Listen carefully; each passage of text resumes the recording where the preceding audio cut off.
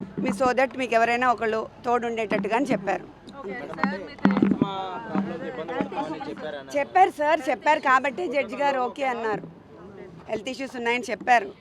ఎందుకంటే అలోన్గా ఉన్నప్పుడు ఆస్మా వచ్చి కాఫ్ వచ్చి తనకి సీజర్స్ వస్తుంది. అంటే 22 hours కన్ఫైన్మెంట్లో పెడుతున్నారు కదా, అట్లా పెట్టినప్పుడు ఆటోమేటిక్గా ఆ ఫోబియా ఉన్నప్పుడు అలా వస్తుంది. కాబట్టి అలా వస్తుందని చెప్తే ఆయన కన్సిడర్ చేసి ఈ రోజుకి నేను ఇలా చేస్తాను, నేను టెంపరీ కాబట్టి మీరు పెటిషన్ వేసుకోండి అన్నారు. అలానే వేసి మనం తెచ్చుకోవాలి. ఏం ఇబ్బందులు ఏం లేవు. అదే చెప్పారు కదా, ఈ కేసుకి సంబంధించినవి కాకుండా ఏవేవో వేరే వేరే అడిగారని చెప్పారు అంతే. నేను చెప్తారు చూడండి, అది అది దీనికి తెలుసు. నా కేసుల గురించి అంత ఐడియా లేదు.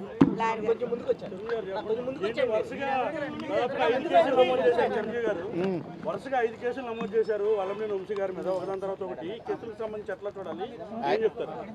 అంటే ఇప్పుడు వల్లభనేని వంశీ గారిని మేము మొదటి నుంచి చెప్తుందే కదా, ఏ కేసుల్లో కూడా ఏ కేసుల్లో కూడా నిజాలు ఏం లేవు. ఎలా అయినా వంశీ గారిని కొంతకాలం అయినా జైల్లో బంధించాలన్న ప్రయత్నమే తప్ప ఇంకేం కాదు. ఇవన్నీ ఒక దాంట్లో బెయిల్ వేసాం. ఇప్పటికి ఎన్ని కేసులు కట్టారో తెలియదు. 10 అంటున్నారు, 8 అంటున్నారు, 9 అంటున్నారు, 11 అంటున్నారు. వాళ్ళ ఇష్టం వచ్చిన సెక్షన్స్ నంబర్స్ చెప్తున్నారు.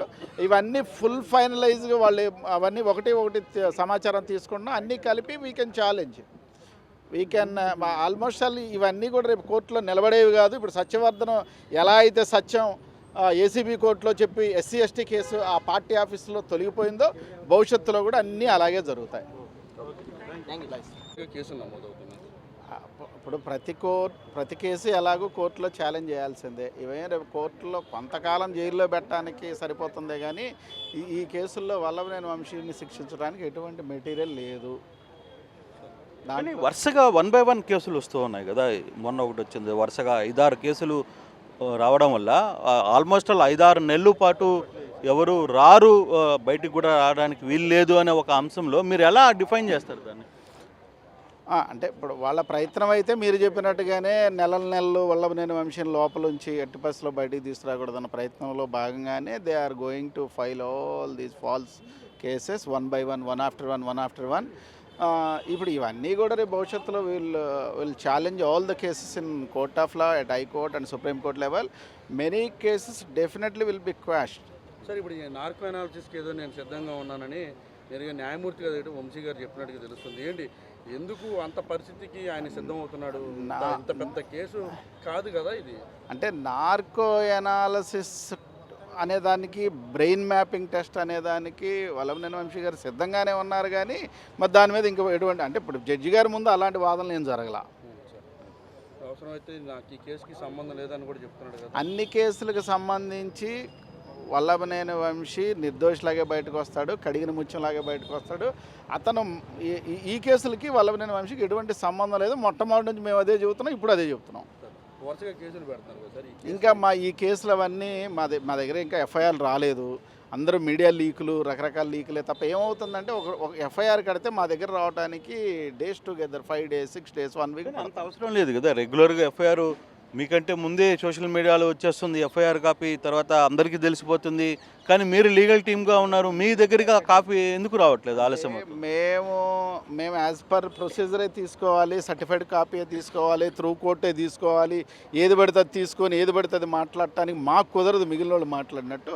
So when we will receive the certified copy from the court, then only we will response. Right sir, అంటే ఇప్పుడు ఓవరాల్ ఈ సిచ్యువేషన్, ఈ పరిస్థితి మొత్తం మీద అసలుకి ఈ మధ్యకాలంలో వంశీకి బెయిల్ వచ్చే పరిస్థితి ఉంటుందా అని భావిస్తున్నారా మీరు?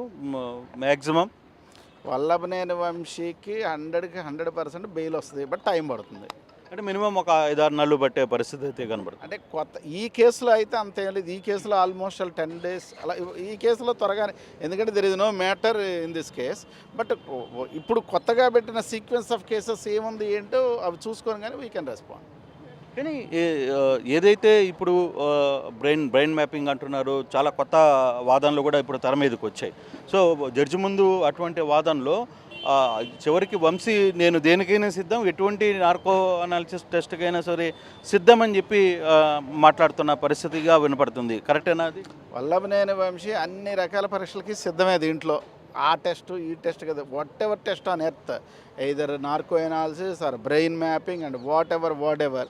కాకపోతే ఏమిటి అంటే ఏది ఇప్పుడు జడ్జి దగ్గర అయితే ఈరోజు ఈ 3 రోజులు జరిగిన కస్టడీ గురించి మాత్రమే జరిగింది. అంటే ఆరోగ్యపరమైన అంశం మీద కూడా కొంత ఒక పిటిషన్ వేసుకోండి అని కూడా కొట్టువారు చెప్పినట్టున్నారు. ఎటువంటి అంశం మీద మీరు నెక్స్ట్? మోస్ట్లీ మళ్ళా ఇప్పుడు సాలిటరీ కన్ఫైన్మెంట్కి అగెనిస్ట్గా రేపో ఎల్లుండిలో మళ్ళీ ఒకసారి కోర్టులో కూడా పిటిషన్ వేస్తాము. అది తప్పకుండా ఆ సాలిటరీ కన్ఫైన్మెంట్ అనేది against law, it is inhuman. Right sir, thank you. So మొత్తం మీద నార్కో అనాలిసిస్ సిస్టమ్కి లేదు, అలాగే బ్రెయిన్ మ్యాపింగ్ పరీక్షలకు కూడా తాను సిద్ధమన్నట్టుగా జడ్జి ముందు తన వాదననైతే వంశీ వినిపించారు. అయితే అది అంత దూరం వచ్చే పరిస్థితి అయితే ఉండకపోవచ్చు. ఫర్దర్గా న్యాయపరంగా ఏ అంశాల మీద అయితే ముందుకు వెళ్ళాలో దాని మీద ముందుకు వెళ్తాం. కానీ బెయిల్ ఇప్పుడు అంత త్వరగా వచ్చే అవకాశం అయితే మాకు కూడా కనపట్లేదు అనేది వంశీ తరఫున న్యాయవాది మాట్లాడుతున్న పరిస్థితి. Out studio.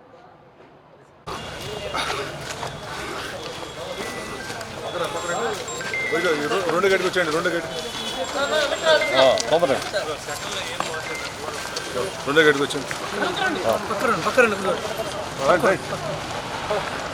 సార్. హెల్త్ ఎలా ఉంది సార్? హెల్త్ ఎలా ఉంది?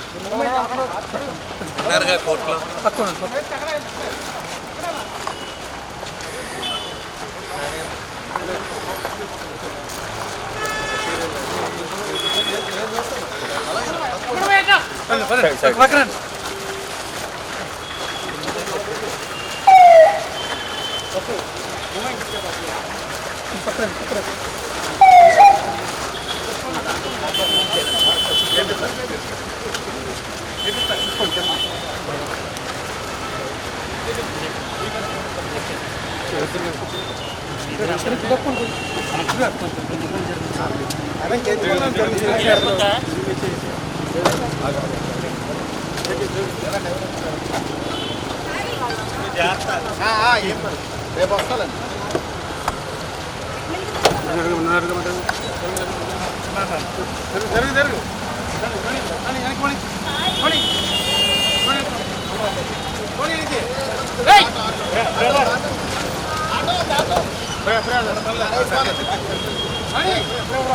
వెనక